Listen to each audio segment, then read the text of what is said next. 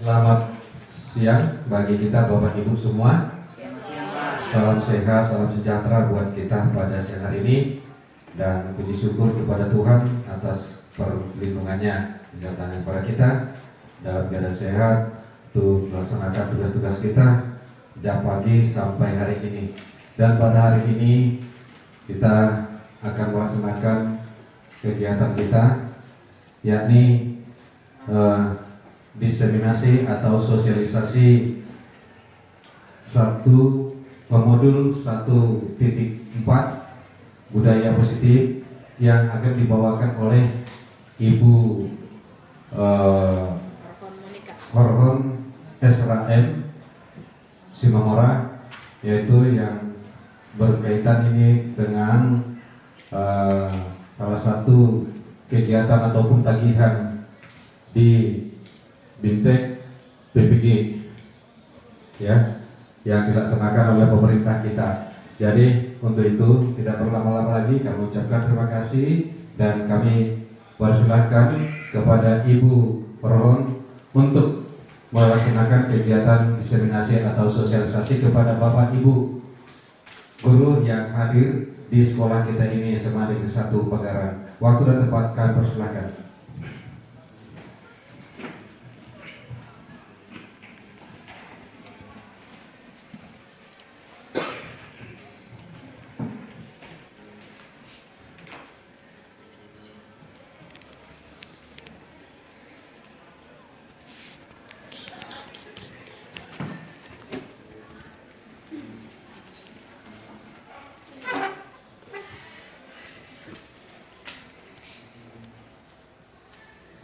Baik, selamat siang Bapak Ibu. Selamat siang. Pertama sekali saya mengucap syukur kepada Tuhan Yang Maha Kuasa atas segala berkat dan karunia-Nya sehingga hingga pada saat ini kita semua masih boleh dalam keadaan sehat dan boleh berkumpul di kantor kita ini dalam keadaan sukacita. Yang terhormat Bapak Kepala Sekolah SMA Negeri 1 Pagaran, Bapak Charles Dedi Siregar, Bapak Ibu Guru SMA Negeri 1 Pagaran, saya sangat bersukacita dan bersyukur dan mengucap terima kasih atas segala dukungan dari Bapak Ibu sekalian sehingga saya boleh melakukan tugas ini dan saya boleh melaksanakan kegiatan ini dengan baik. Bapak Ibu, adapun siang ini saya berdiri di hadapan Bapak Ibu sekalian untuk melakukan diseminasi ataupun sosialisasi budaya positif yang merupakan salah satu tugas dari pembelajaran modul 1.4 yang saya jalani di program guru penggerak, karena saya merupakan salah satu calon guru penggerak angkatan 11 Kabupaten Tapanuli Utara. Baiklah Bapak Ibu, sebelum saya memulai presentasi saya ingin mengawali dengan sebuah pantun. Datang pemburu menangkap itik, buah pepaya enak dikonsumsi. Bapak Ibu guru tampan dan Ibu guru yang cantik, izinkan saya memulai presentasi. Baik Bapak Ibu, di sini saya akan memaparkan topik saya tentang budaya positif. Tapi saya mohon maaf, saya di hadapan Bapak Ibu sekalian bukan untuk menggurui ataupun untuk yang mengajari Bapak Ibu sekalian, tapi di sini saya berdiri untuk berbagi tentang ilmu yang saya dapatkan dari pembelajaran saya di CGP untuk modul 1.4. Bapak Ibu, dalam modul budaya positif ini kami pelajari selama 2 minggu dan pada saat ini saya rangkum dan akan saya paparkan dalam 1 jam ke depan. Oke. Nah, di sini Bapak Ibu dapat melihat sebelum kita masuk ke dalam budaya positif, saya sedikit akan memaparkan tentang tujuan pendidikan menurut Ki Hajar Dewantara. Nah, di sini tujuan pendidikan sesungguhnya adalah menuntun segala kodrat yang ada pada anak agar mereka dapat mencapai keselamatan dan kebahagiaan yang setinggi-tingginya, baik sebagai manusia maupun sebagai anggota masyarakat. Baik Bapak Ibu, menurut Bapak Ki Hajar Dewantara, bahwa sesungguhnya kita sebagai pendidik hanyalah menuntun, sebab anak-anak ataupun murid-murid kita sesungguhnya sudah memiliki kodrat masing-masing. Jadi kita hanya menebalkan saja. Ibaratnya pendidikan ini adalah lahan pertanian, dan kita Bapak Ibu guru adalah petaninya, dan murid-murid kita adalah benihnya. Jadi setiap murid sudah memiliki keunikan yang mereka bawa sejak lahir mereka. Nah, itulah yang disebut dengan kodrat alamnya. Mereka sudah memiliki karakter tersendiri, memiliki keunikan tersendiri. Jadi kita sebagai guru tidak dapat mengubahnya. Kita hanya bisa menuntun murid tersebut sehingga dia boleh mencapai keberhasilannya dan tujuan yang kita inginkan di masa depannya, seperti itu. Nah, selanjutnya Bapak Ibu, di sini konsep inti budaya positif ini yang akan kita bahas, yaitu yang pertama tentang perubahan paradigma belajar. Lalu nanti kita akan membahas tentang disiplin positif, lalu tentang nilai-nilai kebajikan, kebutuhan dasar manusia, motivasi perilaku manusia, posisi kontrol guru, keyakinan kelas, dan segitiga restitusi. Baik Bapak Ibu, di sini tentang pembelajaran dengan paradigma baru. Pembelajaran paradigma baru merupakan pembelajaran yang dirancang berdasarkan pembelajaran yang berdiferensiasi, sehingga murid belajar sesuai dengan kebutuhannya berdasarkan tahap perkembangan sesuai dengan teori modern yang mewujudkan profil pelajar Pancasila. Baik, seperti yang kita sudah ketahui, ada 6 profil pelajar Pancasila, yaitu pertama beriman, bertakwa kepada Tuhan Yang Maha Esa dan berhala mulia, kemudian juga berkebinekaan global, bergotong royong, mandiri, kreatif, dan bernalar kritis. Nah, ke-6 profil inilah yang menjadi tujuan utama kita ataupun kompetensi yang harus dimiliki oleh murid kita di era sekarang ini. Selanjutnya kita akan belajar tentang disiplin positif. Nah, di sini apakah yang menjadi makna dari kata disiplin? Nah, disiplin itu berasal dari kata Latin yang berbunyi disiplina, yang artinya belajar. Jadi makna dari kata ini berkonotasi dengan disiplin diri dari murid-murid menurut Socrates dan Plato. Disiplin diri membuat orang bisa menggali potensinya menuju sebuah tujuan, apapun yang dia hargai. Nah, namun dalam budaya kita, makna kata disiplin ini kadang berubah menjadi sesuatu yang mengarah kepada sebuah paksaan ataupun yang membuat orang harus patuh, seperti itu. Nah, kecenderungan umumnya lebih kepada kalau kita mendengar kata disiplin, kita lebih mengarah kepada ketidaknyamanan, seperti itu. Karena di sana seperti ada paksaan untuk menjalankan, seperti itu. Nah, sebenarnya di sini dipelajari bahwa disiplin itu haruslah berasal dari dalam diri, bukan sesuatu yang memaksa, tapi merupakan sesuatu yang kita hargai, yang kita yakini dengan tujuan agar kita bisa mencapai hal-hal yang mulia, seperti itu. Nah, selanjutnya disiplin positif ini merupakan salah satu cara sebenarnya untuk menerapkan disiplin yang bertujuan untuk menumbuhkan kesadaran serta memberdayakan murid tanpa imbalan, tanpa penghargaan, ataupun tanpa ancaman dan tanpa hukuman. Lalu sebagai pendidik, apa yang sesungguhnya menjadi tujuan utama kita? Nah, tujuan utama kita itu seharusnya menciptakan murid yang memiliki disiplin diri, sehingga mereka itu berperilaku mengacu pada nilai kebajikan yang universal, serta memiliki motivasi intrinsik dalam perubahan perilaku ke arah yang lebih baik. Jadi Bapak Ibu, yang dimaksud di sini apabila murid-murid kita melakukan peraturan sekolah hanya karena takut untuk dihukum ataupun merupakan suatu ancaman atau karena dia agar tidak mendapatkan masalah, nah itu masih merupakan motivasi ekstrinsik. Jadi dia seharusnya sudah harus mampu dengan melakukan disiplin itu dengan motivasi intrinsik dari dalam dirinya, karena dia merasa bahwa disiplin itu memang perlu diterapkan untuk mencapai tujuannya itu dalam hidupnya, karena dia merasa bahwa disiplin itu penting untuk masa depannya, seperti itu. Nah, di sini Bapak Ibu juga dipaparkan tentang nilai-nilai kebajikan universal.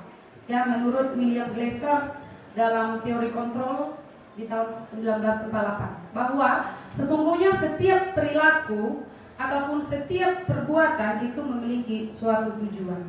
Segala sesuatu yang dilakukan oleh individu memiliki tujuan.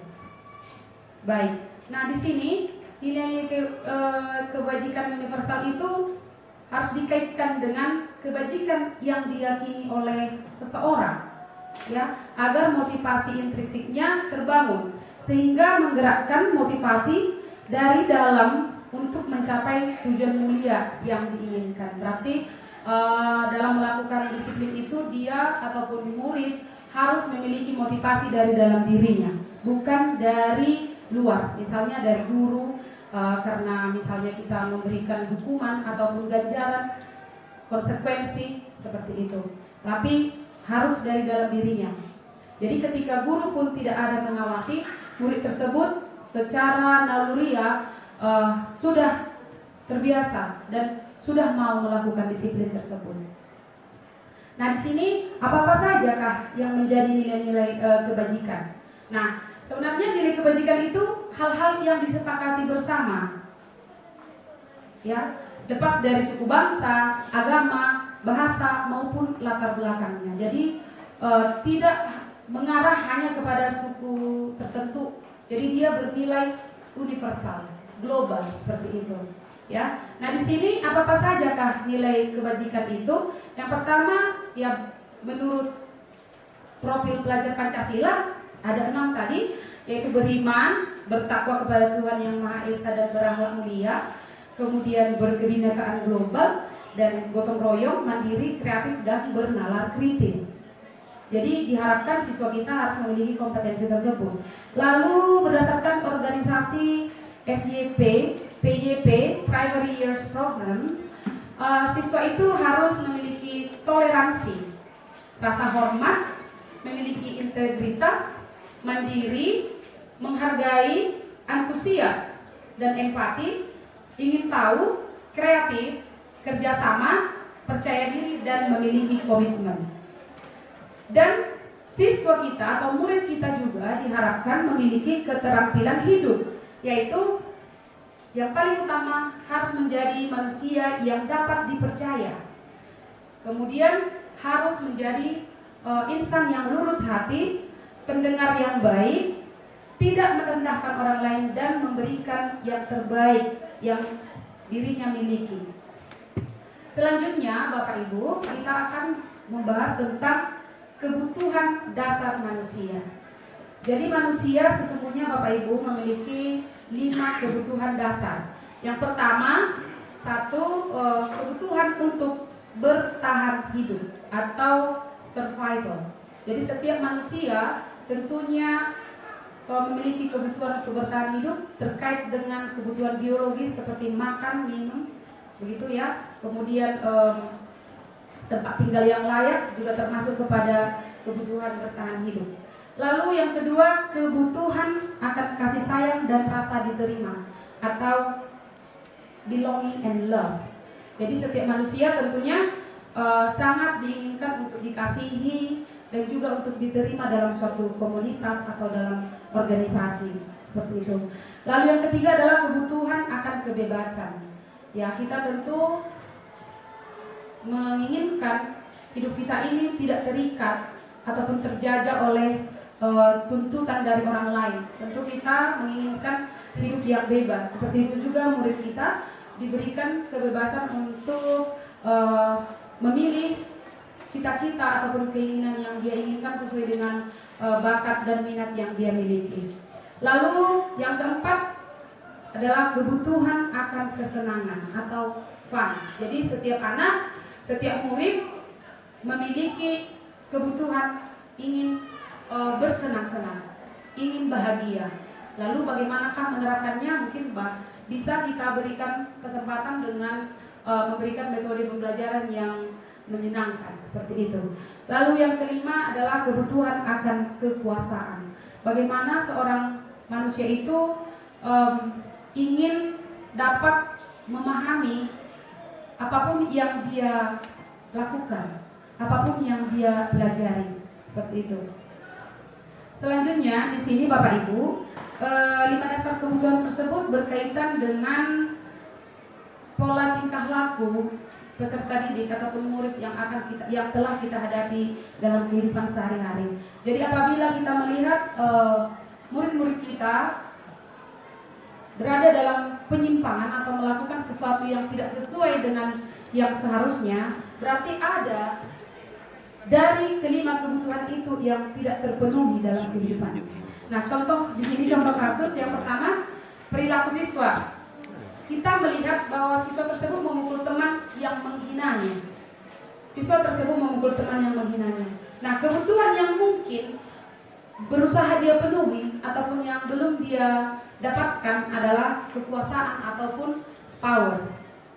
Nah, jadi ketika kita mendapatkan atau menemukan masalah seperti hal tersebut, misalnya ada siswa kita yang memukul temannya, maka pertanyaan yang bisa kita lakukan ataupun kita berikan kepada murid tersebut adalah, apakah ada cara untuk memenuhi kebutuhan kekuasaan tanpa melakukan kekerasan?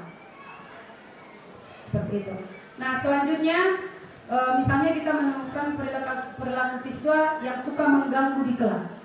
Nah, barangkali di ruangan kita sering melihat Bapak Ibu ketika temannya sedang asik belajar ataupun fokus mendengarkan guru, ada teman lain ataupun murid lain yang mencoba mengganggunya ataupun mengalihkan perhatian siswa tersebut. Maka kebutuhan yang tidak terpenuhi pada siswa yang mengganggu tersebut adalah kebutuhan kebebasan. Arti selama ini yaitu merasa tertekan ataupun terikat dengan suatu hal. Jadi dia ada kebutuhan dari naluri yang ada dalam dirinya ingin bebas, seperti itu. Nah, selanjutnya di sini ada 3 motivasi perilaku manusia, ya, berkaitan dengan disiplin positif tadi Bapak Ibu. Yang pertama, menghindari ketidaknyamanan, lalu mendapatkan imbalan ataupun penghargaan dari orang lain. Kemudian yang ketiga, menjadi orang yang mereka inginkan dan menghargai diri sendiri dengan nilai yang mereka percaya. Jadi ketika siswa kita melakukan tugas-tugasnya ataupun melakukan disiplin hanya untuk menghindari ketidaknyamanan atau supaya tidak dihukum saja, berarti kita masih pada identitas yang gagal Bapak Ibu. Ataupun agar dia mendapatkan imbalan, agar dia dipuji, agar dia mendapatkan nilai yang bagus misalnya, maka itu masih identitas yang gagal. Karena motivasi yang dia lakukan untuk melakukan disiplin tersebut masih motivasi eksternal, begitu. Tetapi ketika dengan sadar siswa tersebut sudah mampu melakukan disiplin, mengerjakan segala tugas-tugas dan tanggung jawabnya sebagai murid, sebagai siswa, maka itu sudah merupakan identitas yang berhasil. Karena dia sudah melakukan tugas-tugas tersebut dengan motivasi internal dari dalam dirinya. Nah, semua tersebut Bapak Ibu juga berkaitan dengan posisi kontrol guru. Nah, kita sebagai guru memiliki 5 posisi kontrol. Nah, ketika mempelajari modul ini, saya sendiri Bapak Ibu sedikit tersentil dan memang ditegur dan mulai mengevaluasi diri dan mulai mengenali diri saya pada posisi manakah saya sesungguhnya. Seperti itu. Jadi lewat ini juga kita barangkali bisa melihat kita ini sudah pada posisi yang mana, begitu Bapak Ibu. Nah, pertama ada sebagai posisi penghukum, lalu ada posisi pembuat merasa bersalah, lalu ada posisi teman, kemudian posisi pemantau, dan juga yang terakhir ada posisi manajer. Baik Bapak Ibu, untuk lebih mengenali kelima posisi kontrol tersebut, saya akan play sebuah video pembelajaran tentang 5 posisi kontrol guru dalam pembelajaran. Baik, mari kita simak Bapak Ibu.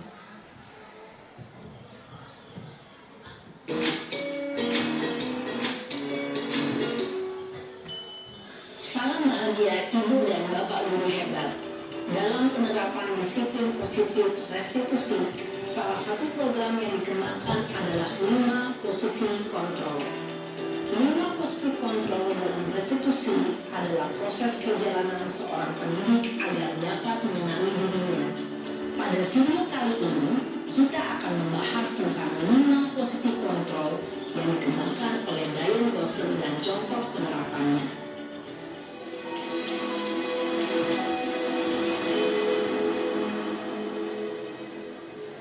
5 posisi kontrol itu adalah 1. Posisi penghukum, 2. Posisi pembuat merasa bersalah, 3. Posisi teman, 4. Posisi pemantau atau monitor, dan 5. Posisi manajer.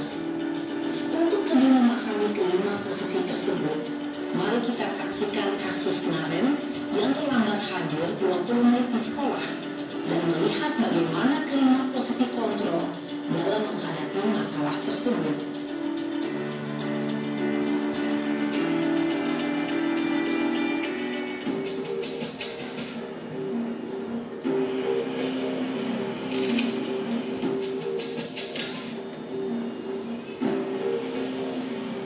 Naren! Sini kamu!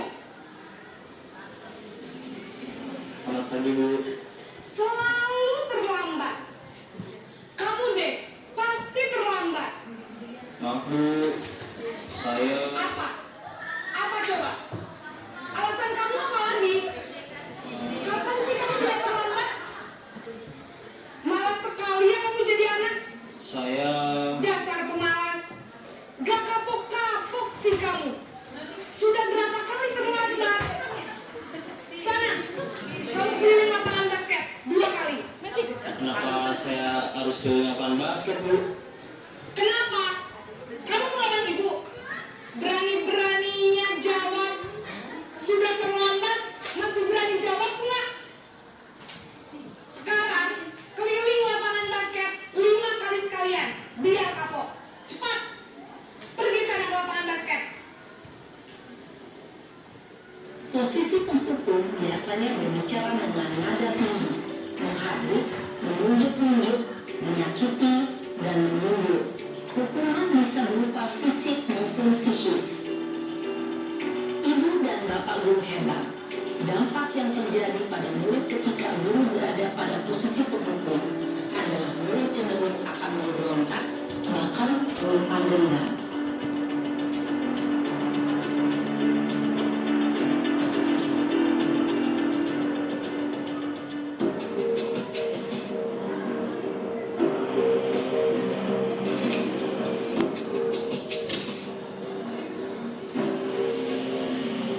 Naren!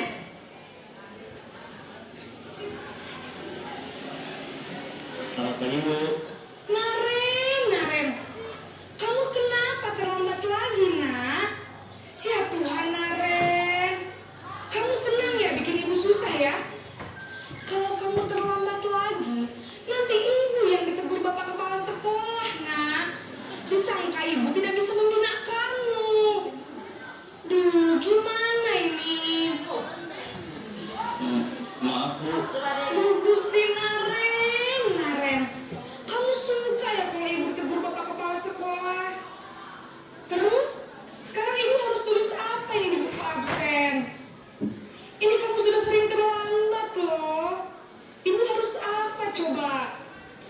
Bu. Maaf sekali.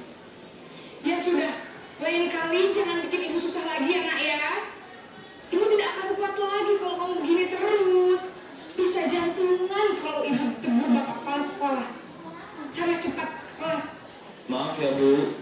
Maaf sekali. Posisi pembuat rasa bersalah berbicara dengan nada tenang, cenderung lembut. Namun kata-kata yang diutarakan membuat murid merasa menjadi orang yang gagal. Memandang buruk dirinya sendiri, merasa tidak berharga, dan tidak sanggup membahagiakan orang lain. Ketika guru mengambil posisi pembuat rasa bersalah, murid akan menganggap dirinya yang bersalah dan ia akan menyimpan emosi negatif tersebut di dalam dirinya.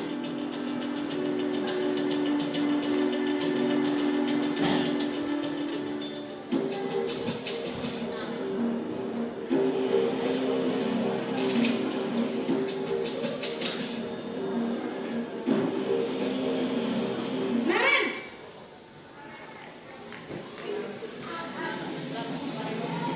Selamat pagi Bu. wah, sudah jam berapa ini nak? Terlambat lagi ya sayang. Iya Bu. Habis ibu saya lupa membangunkan saya Bu. Kamu malah menyalahkan ibu kamu. Kamu bukannya anak yang larinya paling kencang. Kok terlambat sih? Iya Bu. Saya memang terlambat bangun tadi. Jadi biarpun saya lari kencang, tetap gak kekejar Bu. Ya sudah sana. Nanti lain kali larinya lebih kenceng lagi ya. Biar gak terlambat lagi. Bikin seneng ibu. Demi ibu. Bisa kan? Bisa lah Bu. Ya sudah sana masuk kelas. Ibu beresin urusan absen kamu. Kamu ini ada-ada saja. Dalam posisi teman, guru berbicara dengan nada suara ramah, akrab, cenderung bersenda gurau untuk menjaga suasana tetap santai. Murid akan merasa senang, aman, dan akrab dengan guru. Identitas yang tercipta adalah identitas sukses atau berhasil. Namun, perlu diingat, karena ini masih dorongan eksternal, maka ada faktor ketergantungan dari murid kepada orang tertentu. Di sini guru absennya, sehingga di lain waktu murid bisa berperilaku baik, namun hanya kepada orang-orang tertentu saja.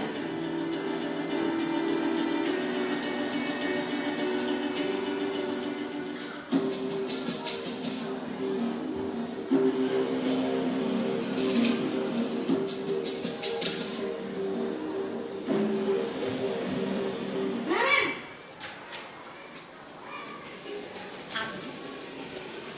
Selamat pagi Bu. Naren, apa peraturan sekolah kita tentang jam berapa kita harus masuk sekolah, nak? Kita harus di sekolah jam 7 Bu.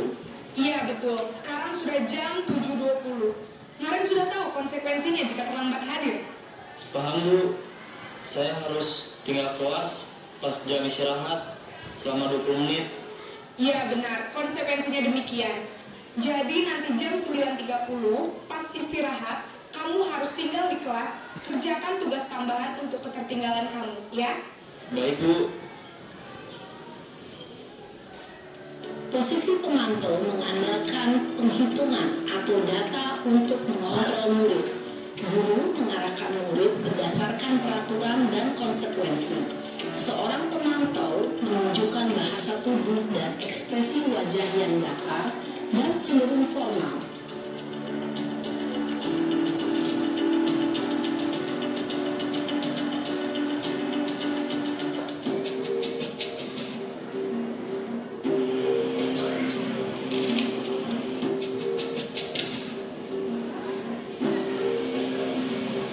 Naren!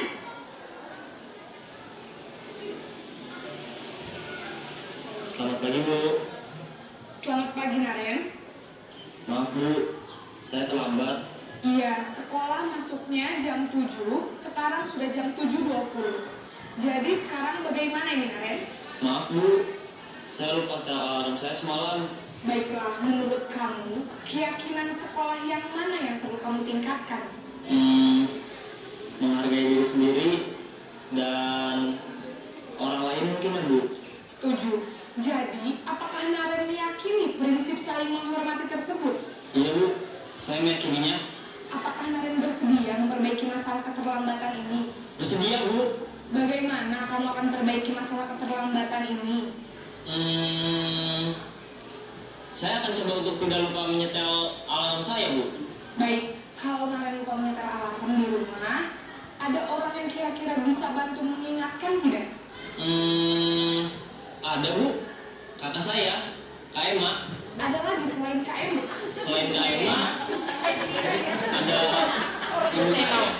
Baik, jadi yang mengingatkan Naren adalah Kak Emma dan ibu kamu ya? Kira-kira akan mulai setel alarm kapan nih Naren? Setelah pulang sekolah, akan segera saya lakukan. Baik, jadi Naren akan setel alarm untuk bangun besok pagi dan akan diingatkan oleh kakak dan ibunda Naren ya. Ada lagi yang mungkin perlu dilakukan Naren agar tidak terlambat bangun lagi?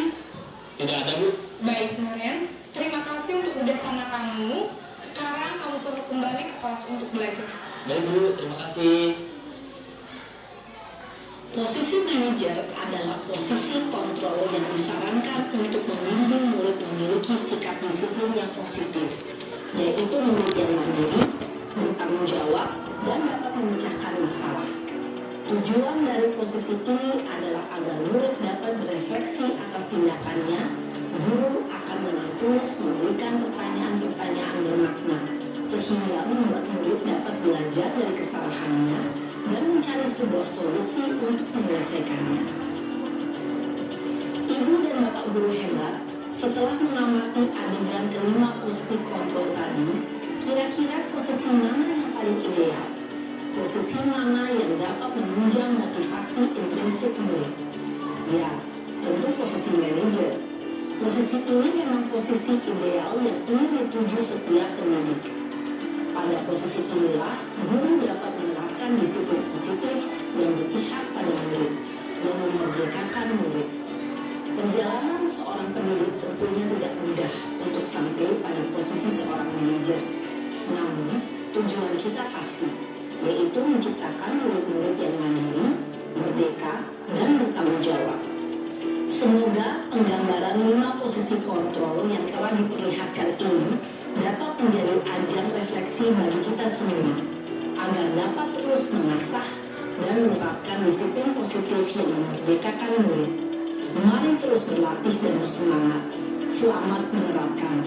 Salam dan bahagia, Ibu dan Bapak Guru hebat.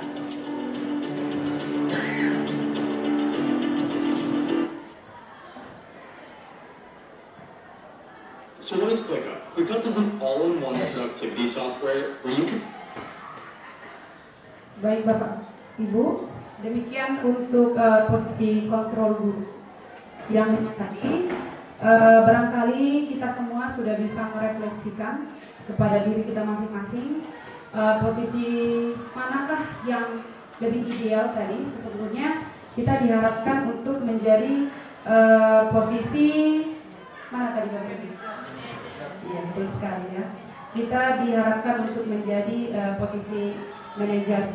Jadi meskipun selama ini barangkali masih banyak dari posisi 1 sampai ke dari hingga kepada posisi pemantau tadi Bapak Ibu. Jadi mungkin ke depan kita bisa lebih berjuang lagi untuk bisa mencapai pada posisi yang ideal, yaitu posisi manajer. Baik Bapak Ibu, di sini ada 5 contoh penerapan posisi kontrol guru. Nah, di sini ada 6 kasus. Coba kita sama-sama menebak kira-kira posisi kontrol guru yang manakah? Posisi manakah yang diaplikasikan dalam pernyataan ini? Mari kita lihat untuk nomor 1. Hormat pada bendera selama 1 jam. Maka kira-kira Bapak Ibu itu posisi yang mana? Penghukum. Lalu yang kedua, ayo dong ikuti aturan sekolah. tolong bantu ibu ya kali ini. Ya sudah, tidak apa-apa. Lain kali jangan sampai berbuat seperti ini lagi ya. Kira-kira ujaran seperti itu menunjukkan posisi kontrol kita yang mana Bapak Ibu? Membuat merasa bersalah. Membuat merasa bersalah. Yang lain? Ayo dong. Oke. Jadi kalau untuk nomor 2 ini lebih kepada teman ya Bapak Ibu. Dia memposisikan dirinya sebagai teman. Nah untuk yang ketiga, kamu sudah melanggar aturan sekolah. Kamu tahu konsekuensinya. Setelah upacara, segera beli atributnya. Nah barangkali ini siswanya tidak lengkap atribut. Nah jadi gurunya bilang begitu ya. Jadi beli atributnya ke koperasi dan jangan diulangi lagi. Nah di sini dia posisi mana yang ditunjukkan oleh si guru? Kira-kira Bapak Ibu? Memantau. Iya, jadi benar sekali ya Pak Adriel. Lebih kepada pemantau ya Bapak Ibu. Nah untuk nomor 4, kamu sih nggak pernah benar melakukannya. Maka ini merasa bersalah. Membuat merasa bersalah. Jadi menunjukkan bahwa si murid tersebut adalah orang yang selalu gagal seperti itu ya. Lalu yang kelima, kamu sudah kelewatan batas. Sekarang kamu push up 20 kali. Kira-kira posisi yang mana Bapak Ibu? Penghukum. Apakah kamu tahu kesalahanmu? Kira-kira bagaimana kamu memperbaiki kesalahanmu? Nah ini yang manajer. Iya betul sekali. Nah inilah yang diharapkan dari kita semua ya Bapak Ibu. Mohon maaf, bukan mengatakan bahwa saya sudah demikian, tapi berdasarkan pembelajaran ini, ya kita diharapkan dan idealnya seperti itu. Kita harus menghindari sebagai penghukum, sebagai pembuat merasa bersalah, sebagai teman juga, sebagai pemantau juga. Tapi idealnya kita marilah sebagai manajer seperti itu ya Bapak Ibu. Baik, selanjutnya topik berikutnya adalah keyakinan kelas. Baik, kira-kira apakah itu keyakinan kelas? Nah di sini keyakinan kelas itu adalah seperangkat nilai dan prinsip yang disepakati bersama oleh guru dan siswa untuk memandu perilaku dan interaksi di dalam kelas. Jadi keyakinan kelas ini adalah kesepakatan yang sudah dibuatkan oleh guru dan murid di dalam kelas. Nah, jadi kira-kira mengapa ya bukan peraturan kelas dibuat? Kira-kira mengapa Bapak Ibu? Kalau dikatakan iya, betul sekali Ibu Preti. Kalau dikatakan peraturan, di situ ada sepihak, ya. Jadi seolah-olah hanya guru yang membuat dan harus dijalankan dan ada konsekuensi dan ada paksaan seperti itu. Jadi kalau keyakinan merupakan gabungan dari diskusi antara siswa dan guru dan akhirnya disepakati seperti itu. Nah selanjutnya, bagaimanakah caranya atau apa saja yang ketentuan yang harus kita lakukan ketika kita ingin membentuk atau membuat keyakinan kelas? Pertama, harus bersifat abstrak. Kedua, berupa pernyataan yang universal. Maksudnya kita tidak boleh membuatnya tertuju pada satu suku tertentu. Jadi sesuatu yang harus yang global gitu. Ya. Kemudian dibuat dalam pernyataan yang positif. Jadi misalnya tidak boleh kita tidak membuatnya tidak boleh datang terlambat.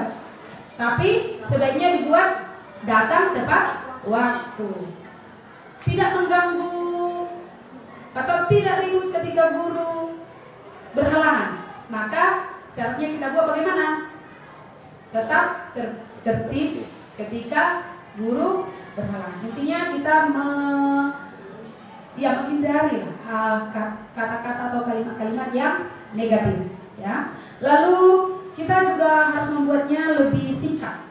Maksudnya sedikit saja agar mudah diingat. Kalimatnya tidak perlu panjang-panjang, singkat saja, simple tapi mudah diingat. Lalu harus sesuai dengan kondisi kelas dan sekolah sehingga mudah diterapkan gitu. Jadi harus yang sesuai dengan kodrat alam kita, Bapak Ibu. Lalu semua warga kelas dilibatkan, harus dilibatkan dalam membuat keyakinan kelas tersebut.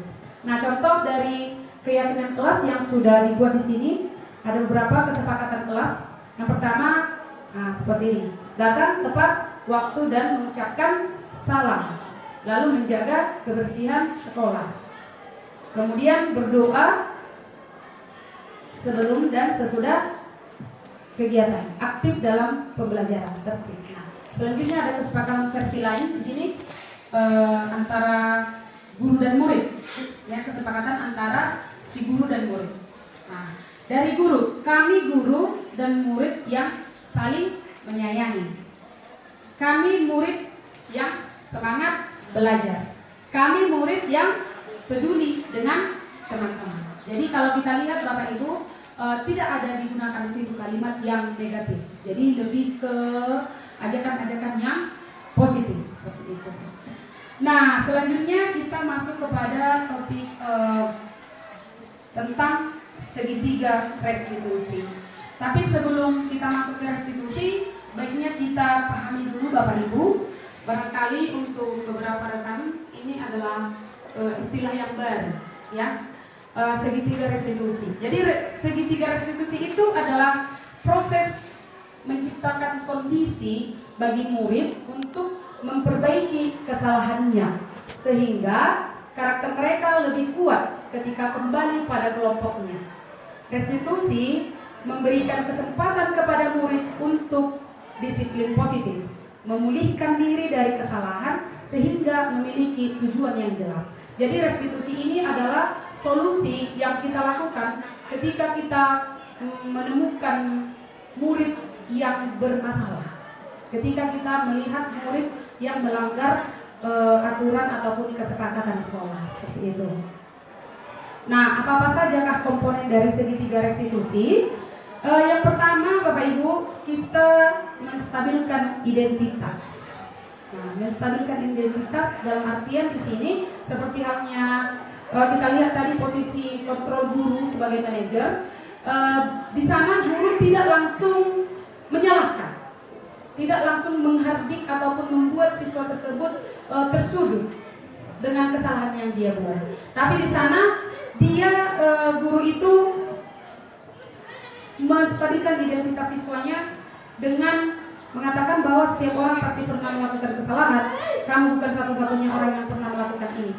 Nah, ini kita membuat dia supaya tidak langsung menjadi merasakan dengan kesalahan yang dia buat itu dia merasa sangat gagal. Udah tidak ada harapan lagi seperti itu. Tapi kita membuat dia menyadari bahwa kesalahan itu akan masih bisa diperbaiki ke depan.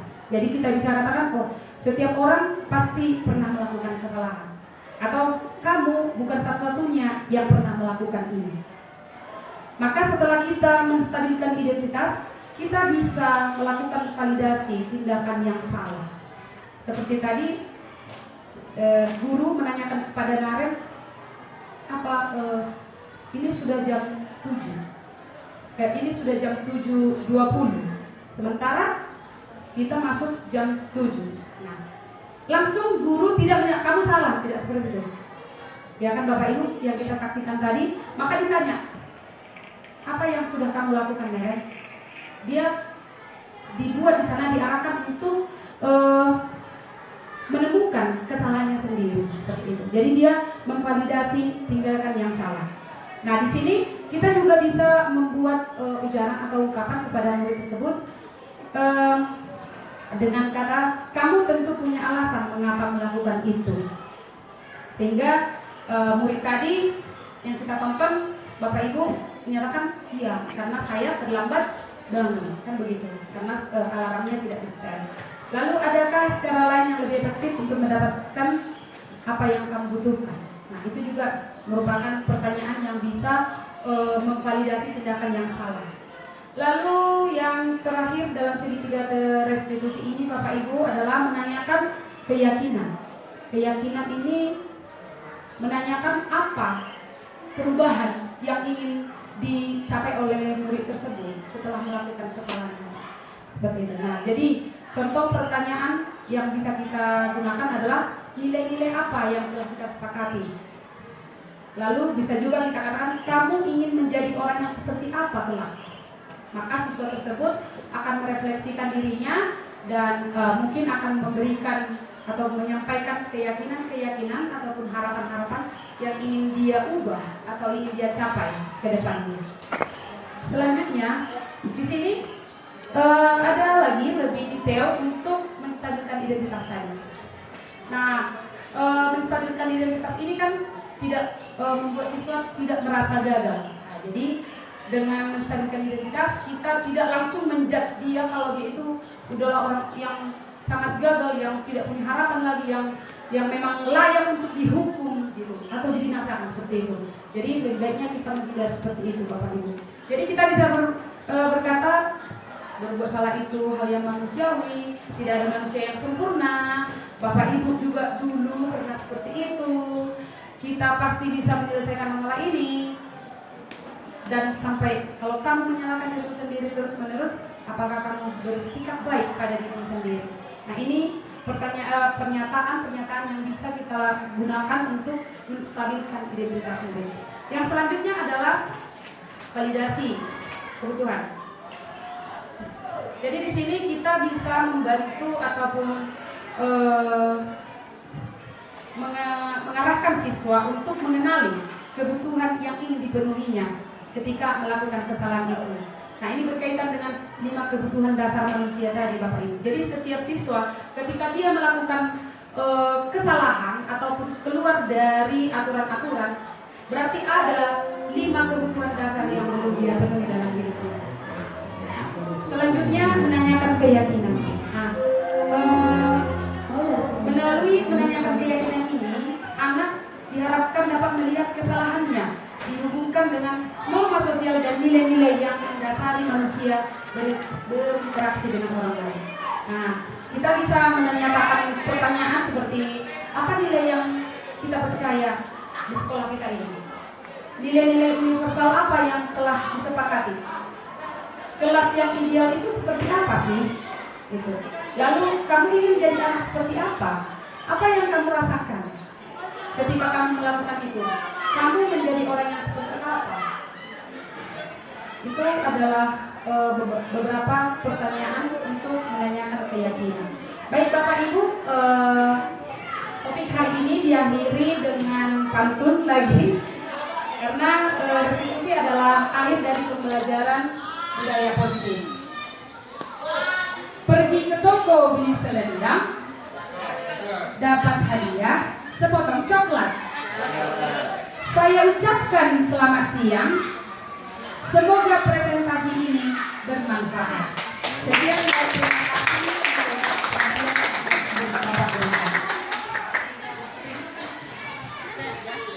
Ya, terima kasih kami sampaikan kepada Ibu Korwon yang memberikan sosialisasi kepada kami di sini sehingga kami tambah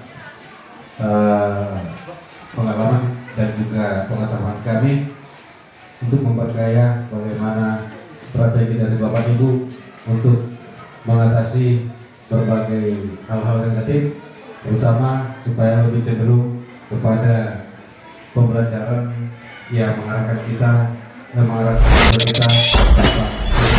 Jadi sekali lagi mari kita berikan apresiasi kepada Ibu, juga CGP-nya nanti lulus, dan juga kepada Bapak Ibu yang mau CGP silahkan didiskusikan ataupun boleh ditanya yang sudah-sudah. Masalah Ibu Korwon, semakin banyak dari kita CGP, ya tentunya pastinya kan semakin maju pembelajaran kita di